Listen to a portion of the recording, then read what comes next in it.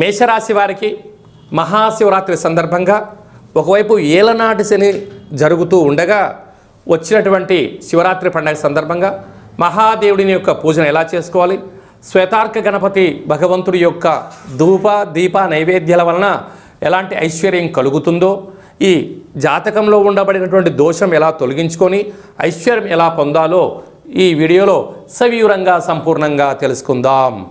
మేషరాశిలో ఏ నక్షత్రాలు వస్తాయనగా అశ్విని నక్షత్రంలోని 4 పాదాలు, భరణి నక్షత్రంలోని 4 పాదాలు, కృతికా నక్షత్రంలోని 1 పాదం కలిపితే మేషరాశి.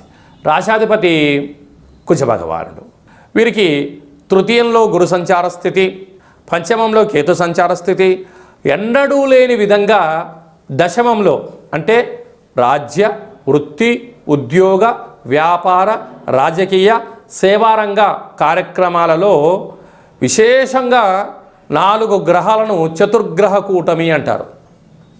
అలాగ చతుర్గ్రహ కూటమి సంచార స్థితిలో ఉండగా వచ్చినటువంటి మనకు ఈ మాఘమాసంలో కనుక వీలైనంత వరకు ఉద్యోగంలో ఎందుకనక రవికి శని భగవాను యొక్క స్వక్షేత్ర గృహంలో రవి భగవానుడు సంచారం చేయడం వల్ల శత్రుస్థానము, రవితో కలిసినటువంటి బుధుడు, రవి బుధులు కలిపితే బుధాదిత్య రాజయోగము అంటారు. కనుక దయచేసి మేషరాశి జాతకులు ప్రభుత్వపు ఉద్యోగస్తులతో చాలా జాగ్రత్తగా ఉండాలా అని చెప్పి జ్యోతిర్విజ్ఞానం తెలియజేస్తుంది.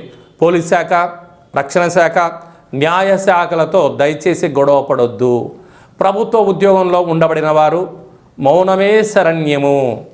అలాగనే ప్రైవేట్ రంగాలుగా ఉండబడిన వారు వీలైతే సెలవు తీసుకొని 1-2 రోజులు ఇంట్లో ఉండినంత మాత్రాన ఏమీ మునిగదు.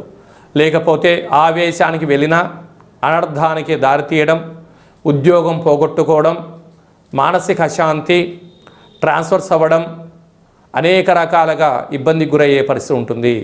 అక్కడే కుజ భగవానుడు శుక్ర భగవానుడు ఉండడం వలన ధనపరమైనటువంటి బ్యాంకు లావాదేవీలు ఓటీపీలలో కూడా డబ్బుల్ని బంగారాభరణాలను తస్కరించబడేటువంటి దొంగలించబడే పరిస్థితి అధికంగా కనపడుతుంది.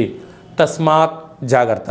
కనుక ఇలాంటి కాల సమయంలో మహాదేవుడికి విశేషంగా ఎర్రటి కుంకుమ కలిగినటువంటి నీటితో అభిషేకము, అలాగనే మనకు మాఘ పూర్ణిమ సందర్భంగా తెల్ల జిల్లెడు వృక్షం దగ్గర ఎరుపు ఒత్తులతో దీపాన్ని పెట్టడము, శక్తి కలిగితే కందిపప్పులను లేకుంటే నవధాన్యములతో కూడుకున్న దీపాన్ని ఏర్పాటు చేసి కాలభైరవ స్వామి వారి యొక్క అష్టకాన్ని